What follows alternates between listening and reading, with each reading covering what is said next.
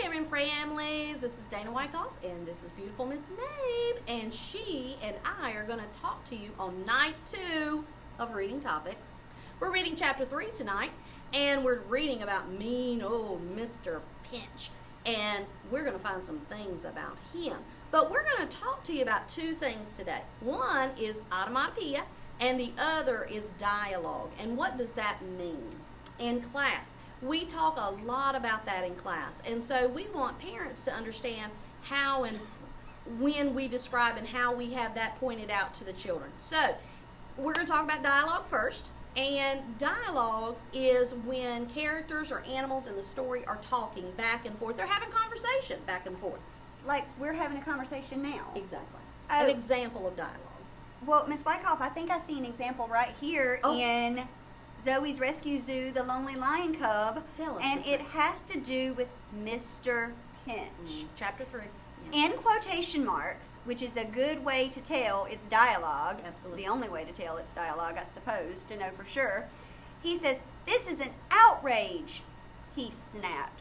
"This is an outrage" is what Mr. Pinch actually said. And it is in dialogue because it has quotation marks. And when we're reading that at home with our families, we should be, maybe if he's mean old Mr. Grinch, maybe we need to change our voice and say, "I am outraged." Because, Absolutely. right? Absolutely. We want to keep our families engaged, our kids engaged in the story, Yes. and interested, and dialogue is a perfect way for them to do that. I agree. Yes. I agree. And so the next thing that we're going to talk to you about is onomatopoeia. Onomatopoeia. Yes, that's one of our favorite words. And that is a type of figurative language. And when Yes. it's very important, especially for all kids. And when they do, or when a story, an author puts onomatopoeia in, it will have certain words. Yes. Like sound words. Yes. Like, Sound effects. yes. Yeah, sound effects. Exactly, Absolutely. Miss May. Show us on page 1 of chapter 1. Oh, okay.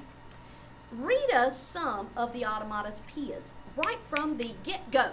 It's actually how they jump the story off. Taroom! Taroom! Taroom! Yes. And if you notice here in the middle, we have our little lemur. His name is Meep. And he's nicknamed Meep in the first chapter because Zoe is one of her little favorite friends. But Zoe names him that because his name, when he says, or when he tries to speak, he sounds like he goes, meep, meep, meep, meep. That's an example of onomatopoeia. Exactly. So if you will review those with your children, or maybe kids want to show their siblings, maybe you want to read like some onomatopoeias to your stuffed animals. How you're going to read tonight, make sure that you're trying dialogue and that you're trying to read with words like that have Sound effects. sound effects. Onomatopoeia. Exactly. Have a good night.